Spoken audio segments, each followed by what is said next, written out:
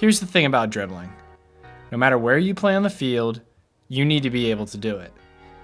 Sure, goalkeepers and center backs don't need to be able to dribble like Mbappe, but they need to have at least the basics mastered. And this leads to your teammates having confidence in your ability when you're on the ball. Regardless of what position you play and what your goals are as a player, mastering these 7 drills will help you get there. Hey guys, welcome back to the channel. The first essential dribbling drill I have for you is the gated sprint dribble. Regulars of the channel will be familiar with this one. About a year ago, I started using this drill every time I trained. One of my goals was to be able to beat defenders, leaving them in the dust like Mbappe often does. While I'm not that good, I've seen massive improvements to my ability because of this one drill. It works by setting up the gates about 1 yard or meter wide, and each gate in 8-yard intervals. I usually set up 6 or 7 of these gates, making the drill 40 to 50 yards long. Then sprint with the ball as fast as you can down and back, making sure to get reps in with both feet. This drill has resulted in myself getting faster in general, but more importantly, I've gotten faster with the ball. And speed kills. Just take one more look at Mbappe. Take anywhere from 30 seconds to a minute in between rounds and do 10 to 15 reps of this. The second dribbling drill I have for you guys is zigzag dribbling. And I usually do this drill as a part of my warm-up, going through the cones as quickly as possible about 10 times.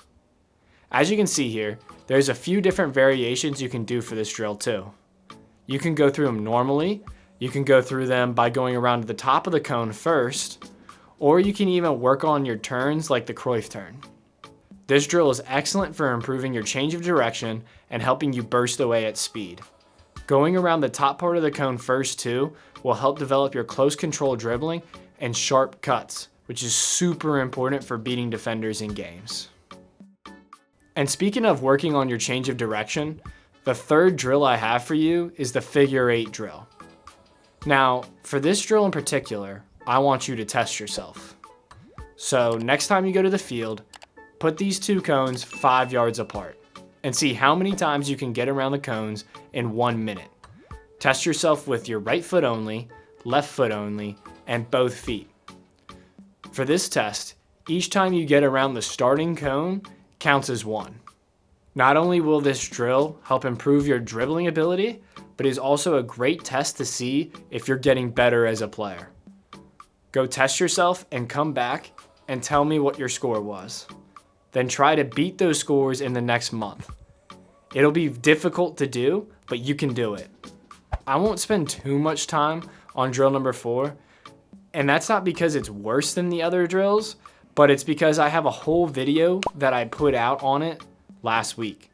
For the observant ones out there, it's the cone weave. This drill is a staple of dribbling since it helps develop proper dribbling technique and manipulation of the soccer ball. It may not be game realistic, but all the best players out there have mastered this drill just because it is so foundational to being a good soccer player. If you want ideas for different ways that you can go through these cones, check out this video next. But don't go now because I still have 3 more drills for you. The 5th drill is my favorite. Wait, I don't know. It's close between this drill and the gated sprint dribble. Regardless, I use this drill all the time. And I mean, I use this drill almost every time I train. It helps improve your close control dribbling like the cone weave does, but it also has randomness. It's perfect for helping you improve your dribbling in tight spaces, like when you have 3 defenders on you. What makes it so good is that it forces you to have creativity and be aware of your surroundings. You need to be constantly looking at the area around you because if you're just fixated on the ball, you will hit the cones. This is a more challenging drill, but if it's too difficult for you, then make the gaps in between the cones larger to start off with, and then as you improve, you can make it more congested.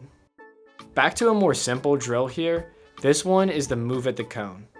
For this, start off about 5 to 10 yards from the cone and run up to it at game speed. Then throw a move and get away from the cone. This is a great drill for helping you beat defenders 1v1, but it is also the best way to work on new skill moves. Before you go out in the game trying to do Maradonas and rainbow flicks, make sure that you've mastered it in practice. You can also pair this drill with some of the other drills by adding another cone as you exit the cone weave, or by beating a defender after getting through the Ronaldinho dribbling drill. It's a simple drill, but it's one of the best. And finally, eye of the turn drill. This drill has a similar concept to the move at the cone, but it is focused on developing quick turns and sharp changes of direction. Selling a turn and being quick out of it is a skill that the best midfielders have mastered.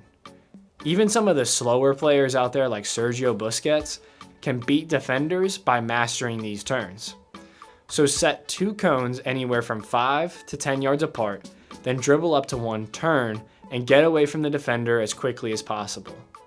You can work on your Cruyff turns, pullbacks, and cuts with the inside or the outside of your foot with this drill.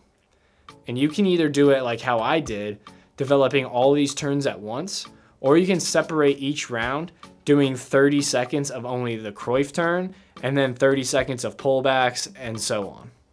If you need any ideas for specific dribbling drills for using the cone weave, then watch this video.